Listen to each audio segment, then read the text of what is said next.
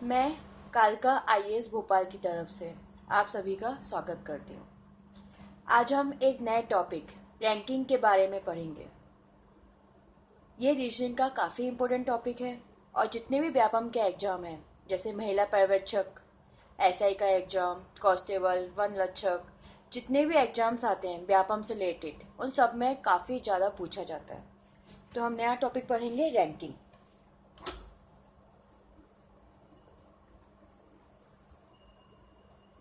जिसका हिंदी में होता है क्रम। रैंकिंग मतलब क्रम।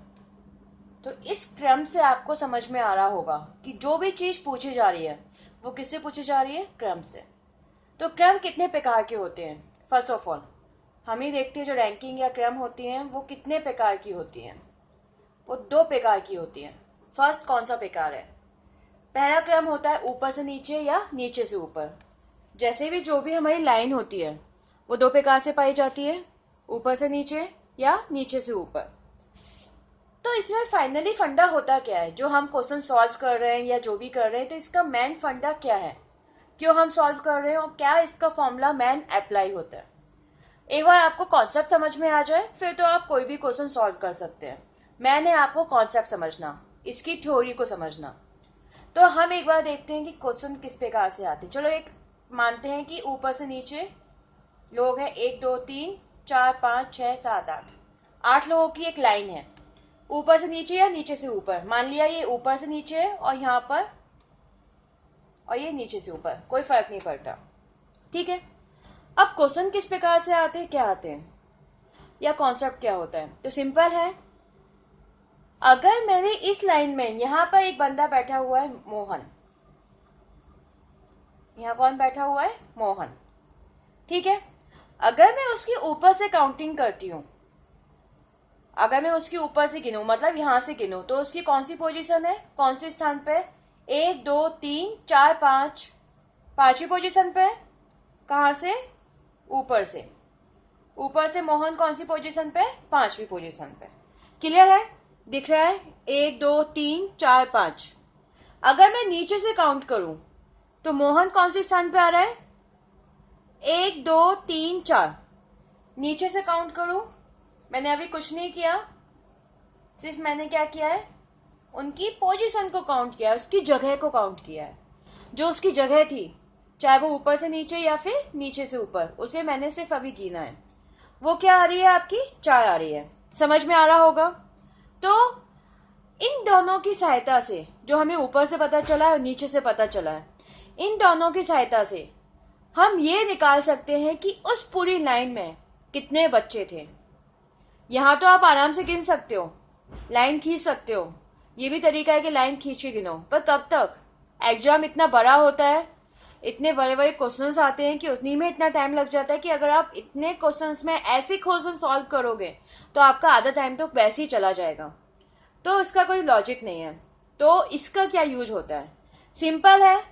अगर हमें यहाँ पर कुल बच्चों की संख्या निकालनी है, मतलब इस पंक्ति में कुल कितने बच्चे बैठे हुए हैं, कुल ऊपर से नीचे, नीचे से ऊपर क्या है, तो ऐसा हमने मोहन की पोजीशन गिनी थी ऊपर से, उसे लेंगे, नीचे से गिनी थी उसे लेंगे।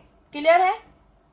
परंतु एक चीज तो यहाँ पर समझ में मतलब आई नहीं कि हमने मोहन की यहाँ पर जो जगह थी उसे हमने 2 बार गिना। जो मोहन की जगह थी उसे हमने 2 बार काउंट किया। कैसे?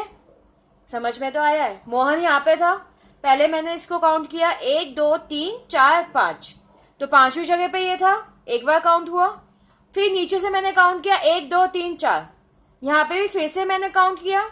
जबकि एक बंदे को तो हमें एक ही बार गिनना चाहिए, 2 बार हम क्यों गिनेंगे? एक बंदे को हम सिर्फ एक ही बार गिन सकते हैं, 2 बार तो किसी को गिना ही नहीं जाता। आप गिनते हो क्या किसी को 2 बार? हम एक बंदे को सिर्फ एक ही बार गिनते हैं। तो हम इसकी 2 बार हमने गिना, ये तो गलत बात हो गई। हम 2 बार क्यों गिनेंगे किसी को? हम किसी को गिनती है तो एक ही बार गिनते हैं ना, 2 बार तो किसी को गिनते नहीं है। तो हम क्या कर देंगे, हम क्या करेंगे, एक को हम माइनस कर देंगे। एक ही को क्यों माइनस किया? क्योंकि हमने मोहन को 2 बार गिन लिया था, जबकि हमें कायदे से सिर्फ एक ही बार गिनना था। इसलिए हम क्या माइनस कर देंगे, 1 को माइनस कर देंगे। समझ में आया? कुल बच्चे बराबर ऊपर से गिनती गिना, नीचे से गिनती गिना, -1। तो ऊपर से कितने थे 5 और नीचे से कितने थे 4, -1। तो 5 + 4 कितने होते हैं? ये तो सिंपल है। 5 + 4 कितने हुए? 9। यहां कर देती हूं मैं 9, -1। तो कितने बचे? 9 में से 1 गया 8। तो कुल कितने बच्चे हो गए? 8। चलो हम देखते हैं कि सही है या गलत है। 1 2 3 4 5 6 7 8। अरे 8 ही आया। तो क्या आया आंसर? 8। तो टाइप फर्स्ट ऊपर से नीचे या नीचे से ऊपर। होप सो आपको अच्छे से समझ में आया होगा। टाइप फर्स्ट जिसमें ऊपर से नीचे या नीचे से ऊपर पूछा जाता है। अब दूसरा टाइप है टाइप सेकंड। टाइप सेकंड में क्या होता है? कुछ नहीं, दाएं से बाएं या बाएं से दाएं। टाइप सेकंड में जो पूछा जाता है दाएं से बाएं या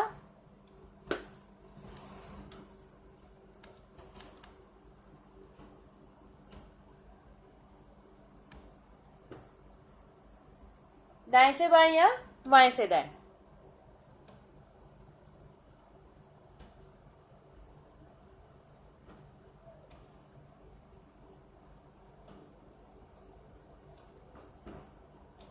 लेफ्ट टू राइट, दाएं से बाएं या बाएं से दाएं।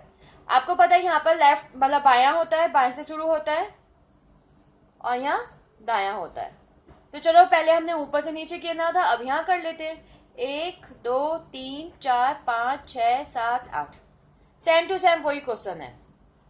हमने मोहन को फिर से बिठाया है इसी जगह पर, उसी की फेवरेट जगह पर, जो मोहन की सबसे फेवरेट जगह है, उसी पर हमने मोहन को बिठाया।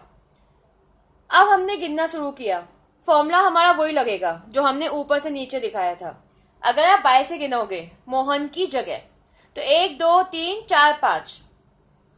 बाएं से कौन सी जगह आ गई? 5वीं। दाएं से गिनो 1 2 3 4। दाएं से कौन सी जगह आ गई? चौथी। क्लियर है? बाएं से आ गई 5वीं और दाएं से आ गई चौथी। तो फॉर्मूला क्या होता है? सिंपल फॉर्मूला होता है इसका भी, कुल बराबर बाएं प्लस दाएं। अब -1 होगा कि नहीं होगा? जरूर होगा। 2 बार क्यों गिनोगे? यहां से भी गिना, वहां से भी गिना। अरे वाह, मोहन के तो मजे। 2 बार गिना। जरूरी 2 बार तो हम गिनते नहीं है ना, गिनते तो सिर्फ एक बार है, इसलिए हमने सिर्फ एक ही बार गिना। तो 5 + 4 -1 वही आया। 5 + 4 9, 9 में से 1 गया, तो टोटल कितने हुए? 8 लोग। तो 1 2 3 4 5 6 7 8। क्लियर हुआ? तो इस पूरी लाइन में कितने लोग होंगे? 8 लोग। सिंपल सिंपल सा फॉर्मूला। इसका क्या सूत्र बना? कुल बच्चे बराबर बाएं प्लस दाएं -1, बाएं की पोजीशन दाएं की पोजीशन -1, और पहले वाले में कुल बराबर ऊपर से नीचे से -1। होप सो आपको समझ में आया होगा। बहुत इजी होता है, रीजनिंग बहुत इजी है। आप आराम से 2 सेकंड में कर सकते हो। और इस प्रकार के क्वेश्चन लास्ट टाइम महिला पर्यवेक्षक में काफी आए थे। और ये ऐसे प्रकार के क्वेश्चन होते हैं कि वंस आपने कर लिया तो आंसर आपका एग्जैक्ट आना ही आना है, फिर तो कोई गड़बड़ी होने के चांस ही नहीं है। तो होप सो ये आपको समझ में आया होगा। अब इसमें क्वेश्चन कैसे पूछे जाते हैं? सिंपल, किसी कक्षा में मोहन का स्थान ऊपर से 15वां। देखिए आप क्वेश्चन समझ लीजिए, क्योंकि इतने क्वेश्चन को लिखना पॉसिबल नहीं होगा। किसी कक्षा में मोहन का स्थान ऊपर से 15वां और नीचे से 16वां है, तो उस कक्षा में कुल विद्यार्थियों की संख्या ज्ञात कीजिए। ऊपर से 15वां, ऊपर से और नीचे से 16वां। तो सूत्र क्या होता है? ऊपर प्लस नीचे -1। ऊपर 15वां 16 -1 31 -1, तो कितना बचा? 30। सिंपल आंसर, 2 सेकंड में आंसर निकल के आ गया।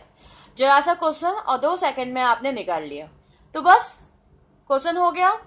अब इसमें और किस प्रकार के क्वेश्चंस को अरेंज किया जा सकता है और किस प्रकार के क्वेश्चन को पूछा जा सकता है, इसी में थोड़ा सा अगर वो घुमा दें। कैसे? देखो कॉन्सेप्ट समझ में आ गया, आप आराम से बना सकते हो। व्यापम के एग्जाम में आराम से पूरे मार्क्स ला सकते हो इस पोर्शन में। क्वेश्चन को समझ लीजिए, क्वेश्चन को कैसे घुमा सकते हैं। राम का ऊपर से 14वां स्थान है, समझ में आया? राम का ऊपर से 14वां स्थान है। कुल छात्रों की संख्या 30 है, तो राम का नीचे से स्थान बताइए। अभी मैं ऊपर नीचे की जगह दाएं बाएं लिख देती कि राम का दाएं से 14वां स्थान है, छात्रों की संख्या 30 है, तो राम का बाएं से स्थान बताइए।